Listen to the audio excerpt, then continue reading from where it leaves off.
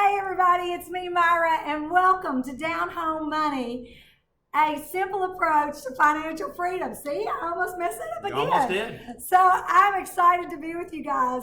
Thank you so much for coming back to listen about financial freedom and tips and strategies for you to become financially free.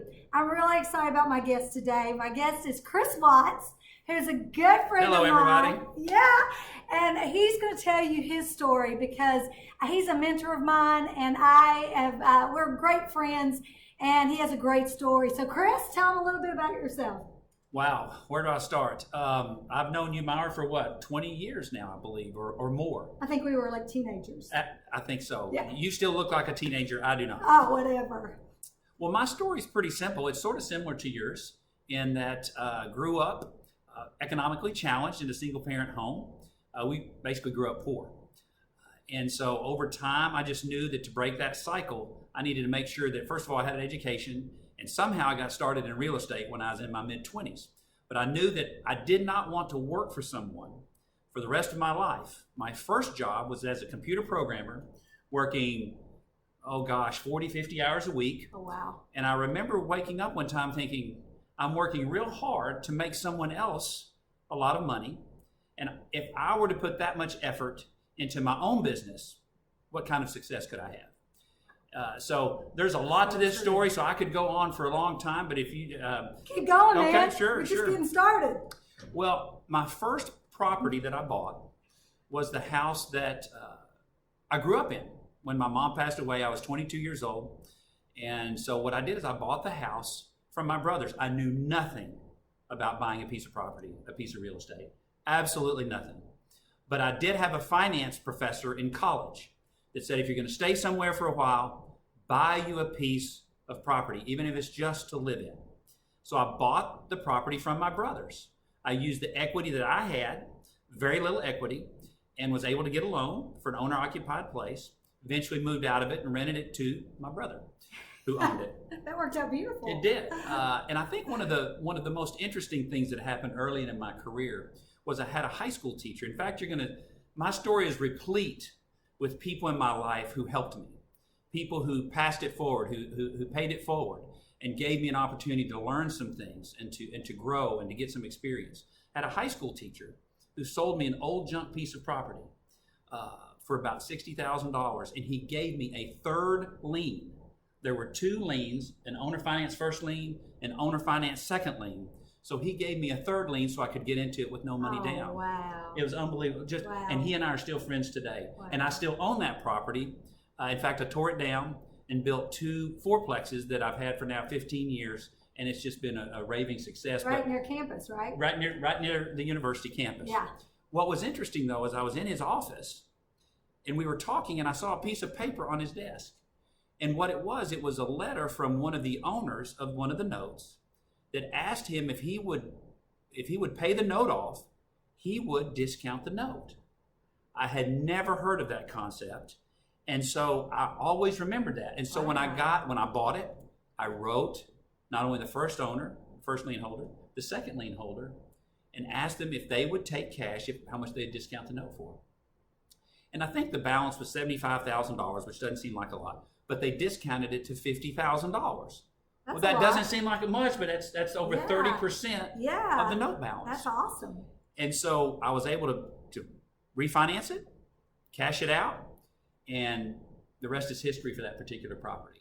And so when I hit about 30, I decided I needed to quit my job. I hated my job as a programmer, and the only thing I thought I could do was sell real estate. And of course, I think that's how you and I met, was selling real estate. In fact, you've helped me buy some real estate, as a matter of fact. And so I just began to broker properties, sort of similar like what you did early on. Yeah. And then I began to just buy my own. And eventually, probably by the time I was about 33 or 34, I was literally living off the cash flow from the properties that I had purchased. So some would say, did I have a job? People would ask me, what do you do as a job? And I'd have to tell them I really don't have one. I mean, I did. But so since about 35 years old, I've been self-employed and pretty much financially independent based upon the real estate that I purchased. And so there's I think some interesting stories. So I just share just a couple of them. But I think the most important one is that as I looked to expand my portfolio, I realized that I needed to know a little bit more about making good financial decisions, because if you don't have money in reserve, you have to sell the properties in order to finance and gain the capital for the improvements that you want to make, or if there are additional properties that you want to buy. And so that really was quite an interesting growing experience to try to decide which one of these properties should I sell, what property should I buy. And the first apartment building I bought was quite an interesting story. It was a lady that I knew. It's a 12-unit apartment building. And she asked me if I wanted to buy it. I said, sure. And I got a call from the trustee, who was part of the people who had to decide how to sell that property. The trustee said to me, look, we have someone else interested in the property, and we need to know if you're interested in buying it. Well, needless to say, I was a little bit angry because I thought we'd already had a deal. But basically I said, I'll come down right now and sign the contract if you are willing to sell it to me at the price that we discussed, and not entertain this other offer. When I got to the office, we signed the contract. Immediately the phone rang. It's very coincidental. And it was the other buyer. And he was told that the property had already been sold, which was sold to me. But I think what's been helpful for me is to treat people fairly. And I manage my own properties. I don't hire a management company. And I think that's been helpful because I've had so many repeat tenants. I've also had tenants who have bought my properties, for single family homes. One of your best customers, if you're renting rent houses, is if you ever want to sell it, the first person I would ask is the person living in the home. So it's been an interesting journey to go from, quite frankly, as a young child, we were homeless for about 3 or 4 days living at the lake because of some family issues. And as I look back on my life and I look at how in the world did someone who came from that environment put themselves through school. I was the first child of the family to go and graduate from college. Not only college. Well, I mean, I love what you did later in life, going to law school. Well, yes. And that's true. I did go when I was in my late 30s back to law school. And the funny thing about it is, number one, my real estate business investments paid for my law school. I didn't have to borrow any money. Wow. It also paid for all my living expenses. So it can be done. But I went to law school, and the interesting thing about law school is I went because I didn't think I was smart enough. I literally was not going to practice law. I just wanted to prove to myself that I could do it. Got through law school, did very well, continued to buy and sell real estate, and eventually went on to serve my community in the form of a public office, elected public office, and have continued to buy and sell real estate now for 30 years. And for me, it's not just about the money. It's about having the time and ability to do what I want to do, whether it's giving back to the community, whether it's helping with a nonprofit, whether it's mentoring people, whether it's whatever you want to do with your time that fulfills you. And to be able to do that and have something else that is literally paying the bills, that I'm not having to go to a job 8 to 5 or sell my time, so to speak. Right. Now that took time to do that. Right. It's not something that happens overnight. We see a lot of things that say, hey, it can happen overnight. Right. But it's workable, and it probably can be achieved faster than what you think. I did not live extravagantly. I didn't have a new car probably until I was in my mid-30s. I lived in a modest house. Yeah. I didn't build my own first house that I lived in until I was about 30. So there's a lot of ways that people can do this that is easy, that is not as financially cumbersome, especially if you're going to buy a home.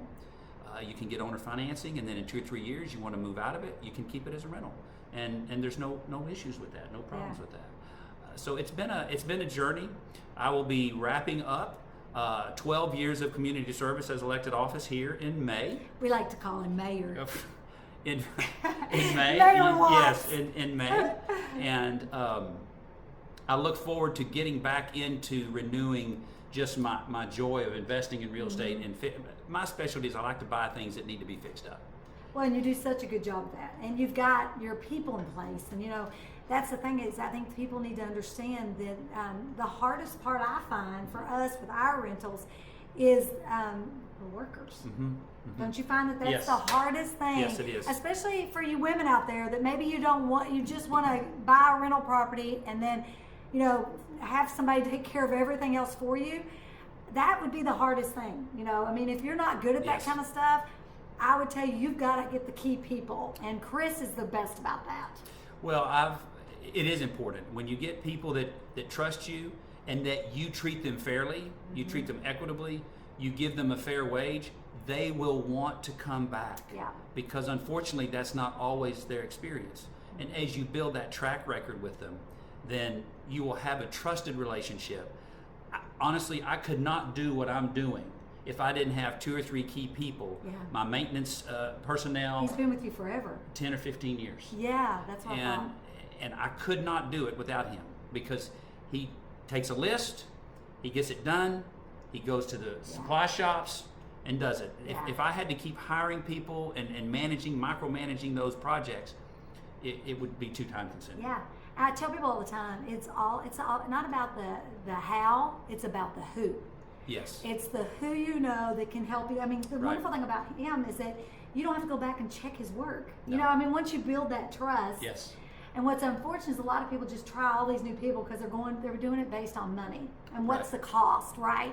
Well, sometimes that cost is going to cost you a whole lot more Yes. by not having key people and just paying a fair wage. I totally agree with Yes. you on that. No, it's amazing to see some of my colleagues who are in the same business.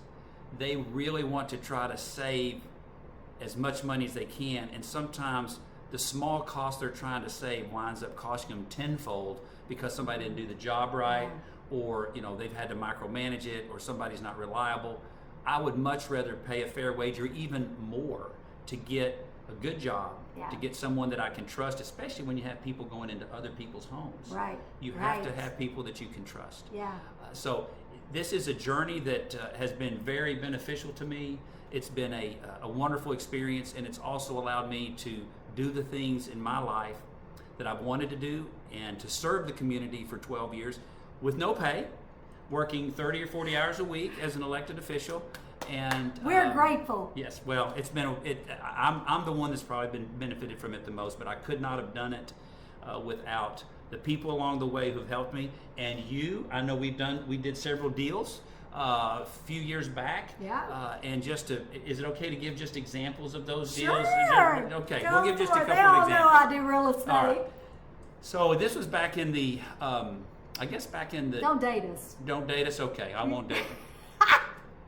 You can Wow. date us. Okay, Go no. for it. I'm just This, kidding. I'll say 10 years ago. Okay. 10 years ago. 10 years ago. Economy was bad. So Myra brings to me a couple of houses that are for sale, foreclosures. And they're 3,000 square feet, 2,500 to 3,000 square feet each home. Yeah. And they were priced. They were cheap. They were cheap. They were like, what were they priced per square foot? Like $40 a foot? about $35 a foot. Yeah. And they were only a few years old, Few years right? old, 2003 construction. Well, I'll be selling one of those houses here shortly for probably double what I paid for it I 10 love years that. ago.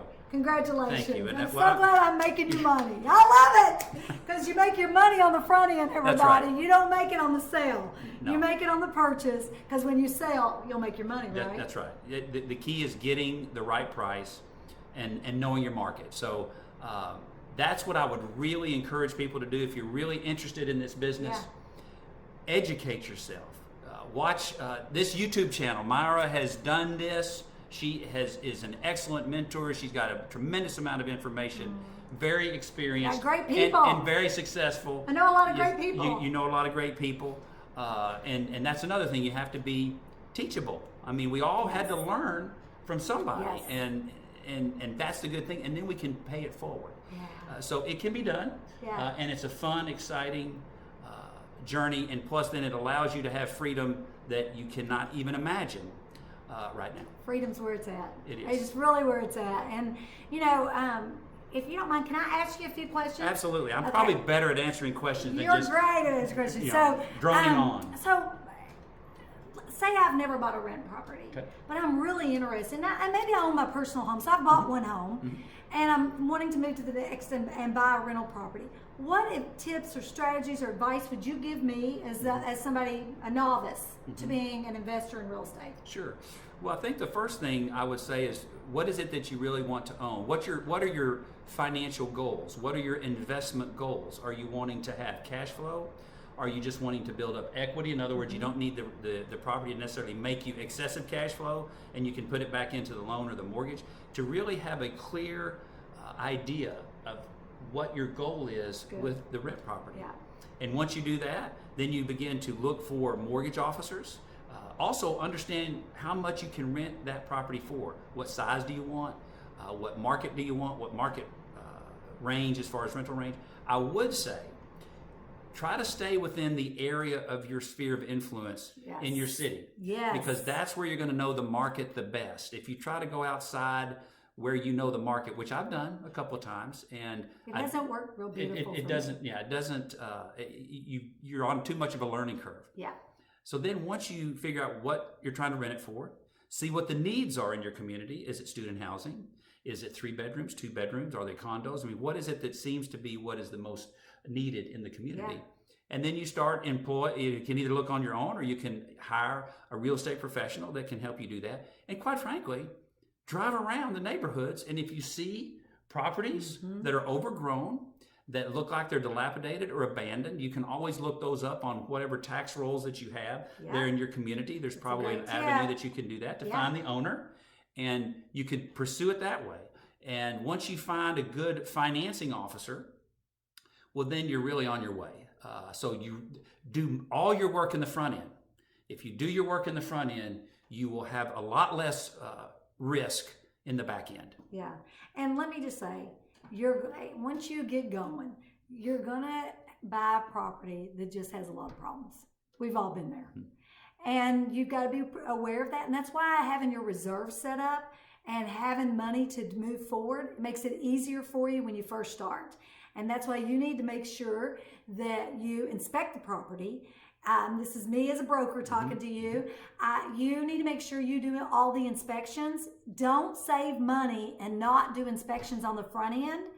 You're new, you're a novice. You need as much information as you can get. Now, Chris and I can afford to walk in a property and go, yeah, right. You know, we know what's going to happen. So what's the worst case scenario for a water heater, an AC unit, because we've replaced bunches of them. Yes. But for you, you haven't, and so I love a home warranty for a first-time buyer for an investment property, just in case, because it never fails. A water heater goes out, or an AC, and it'll only cost you their initial charge of $75 or whatever. So the first year, so that is crucial, like insurance policy on repairs for you.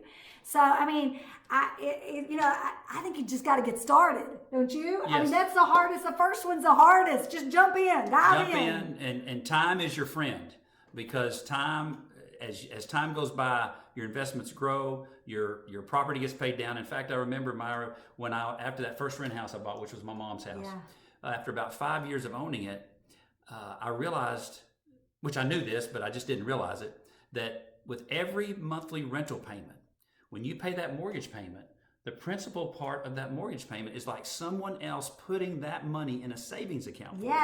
Every month, someone. That's a great way to look at that. That's awesome. Someone is paying off your loan. So think about it.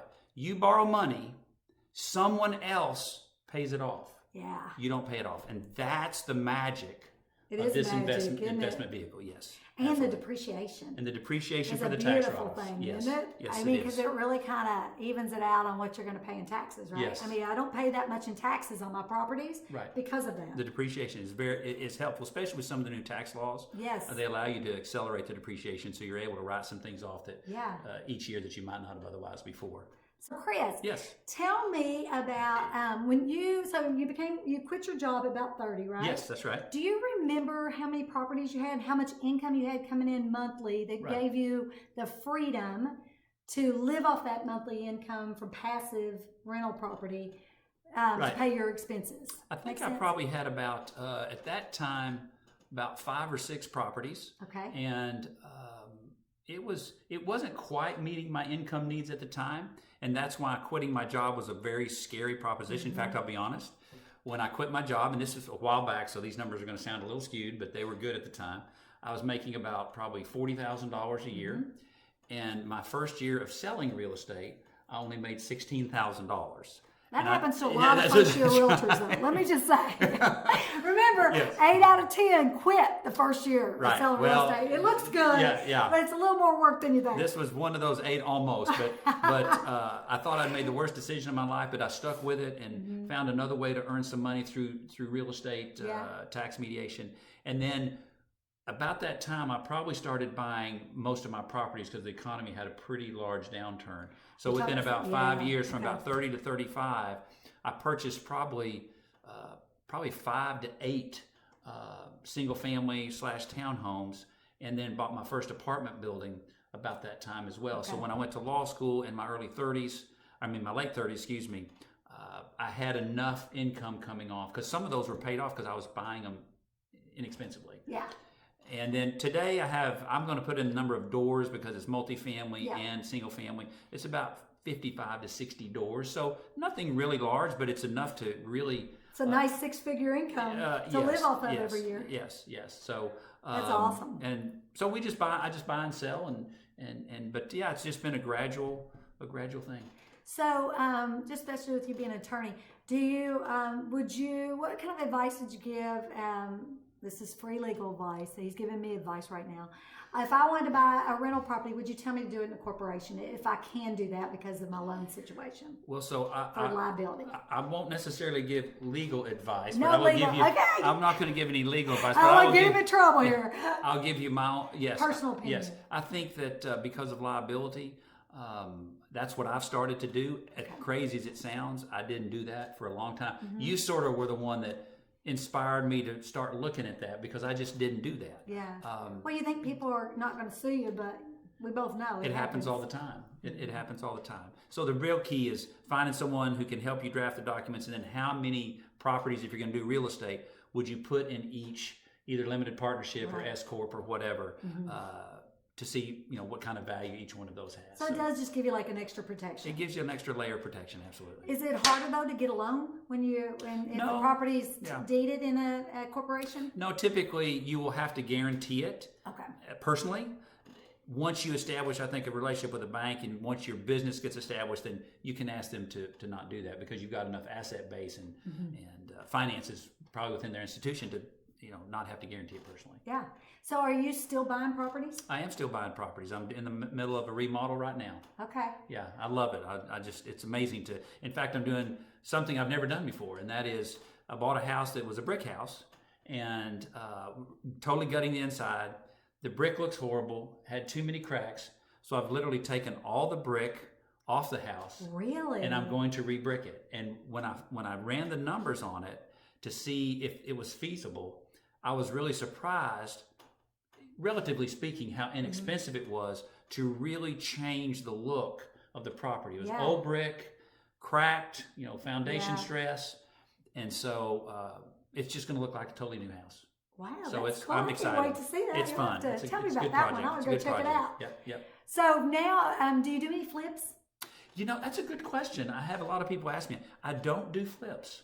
I don't either, so that's why I couldn't remember if you did or not. Sort of my strategy has been over time, now that I've gotten enough inventory and portfolio, is it's sort of like a first in, first out. So the properties that I've had for 5 or 10 years that have have some good equity in them. Yeah. If I'm needing to generate some cash to buy some other additional houses, I will sell that property and transfer that equity into a new property. And so I sell about 1 or 2 properties a year just to keep the capital moving.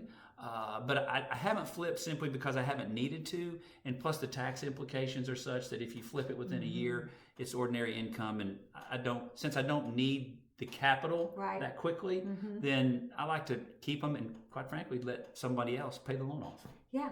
Well, I was telling people that they ought to, for your first one, a great idea, if you haven't bought a home yet, and let's say you're in your 20s, is to possibly buy a duplex and move in on one side.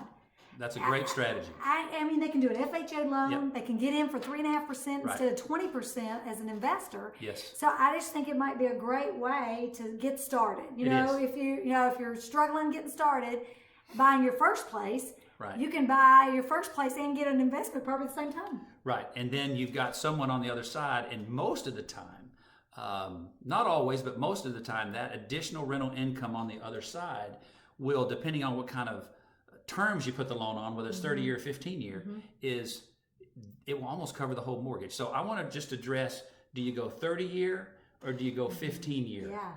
All right. Because it seems like a lot of people think that cash flow is important, and it is, because you want to be able to cover your expenses. But if you have the ability to let things just break even for a while, if you can put it either on a 15-year note or pay it down as if it were a 15-year note, so you could get a 30-year note and pay extra principal, the difference is phenomenal, especially if you're starting out early. If you're 22, 25 years old, and you put something on a 15-year note or 15 amortization, by the time you're 30 or 35, it will almost be paid off. Yes, think about that. Paid off. That's exciting. And that's about freedom. It is. Again. Absolutely. And then there's so many other things you can do when you have a property paid off that you really don't ever have to, you have to have very little cash moving forward if you have something paid off. So there's all kinds of strategies. We're going from the very beginning to some of the techniques at the very end that really, but there's all kinds of ways to do it. So yes, before. So what else, Chris, do you want to tell our listeners? I think don't be afraid. Find people that you can talk to. Find people in your community that have done this and learn from them. Ask them. There's never a dumb question. My first house, I called the title company lady. She probably thought I was crazy. I called her 1,000 times because I didn't understand any of the terminology. I didn't understand any of the concepts. But that's how you learn. You learn by just asking and having people sort of walk you through that. And I think, and there's plenty of people. There are plenty of people, right? Yes. And find you a mentor who will walk you through, because we all love helping people. I'm helping several right now, and I love helping them because you know what? They appreciate it. And plus, I know I can save them a lot of anxiety and problems, quite frankly, because I just know what to look for. And then I'm sharing with them my knowledge to help them paying it forward, so to speak. Yeah, and I think that's important. And so I'm going to brag on Myra just a little bit. Myra helps those people, and she does this because of her heart, because this is what she wants to do. She wants to help people achieve their goals, achieve their financial freedom, achieve that for their families, because it will revolutionize families, not just the immediate family, but generations to come as you build that wealth. Yes. So it's more than just being there for someone. It's being invested in their life and being willing to give back what someone has given to us somewhere down the road. And you can never go wrong when you do that. You can't. And that's what made me really do Down Home Money. This isn't about making money, right? It's about finally having the opportunity to pay it forward and help others. And that's why I knew you were the perfect person for me to interview, because you do that all the time. Well, thank you. That's what I love about you, because you're like me. We appreciate where we are today because we've been in a different place before.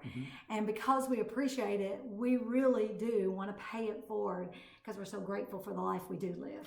What I find interesting is, in just the grand cosmic scheme of things, is that my first property was purchased after my mom passed away.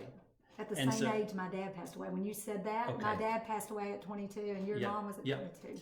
And so even though that was a very troublesome time, very sad time, as it is for everybody, in some ways, it was a great gift because it allowed me to embark on a journey that I had no clue that I was embarking on. It was just doing what I thought I needed to do at that time. And over time, it worked out to where, number one, I really enjoy it. And it's been successful, and it's allowed me to give back to people in a lot of different ways. In fact, I'll just tell you one story.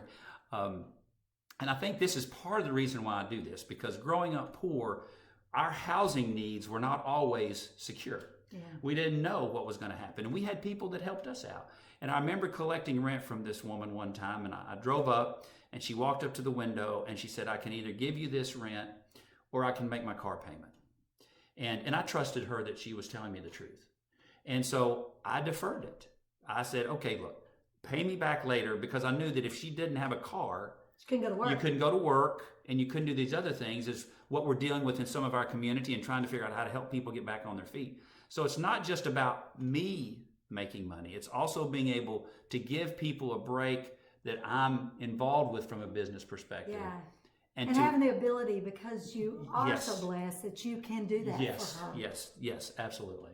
And that probably gives me as much satisfaction in doing this as just being able to have the freedom that I have. Yeah, absolutely.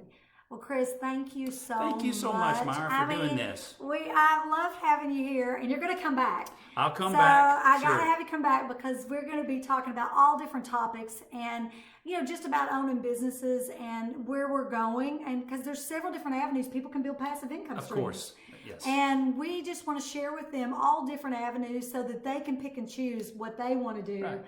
What works best for them. Absolutely, because real estate is not for everybody. Right. But as you said, there's a lot of other opportunities out there that, with the right education, as far as mentoring and just understanding different processes, people can achieve the same thing with some other type of avenue. Yeah. Yep.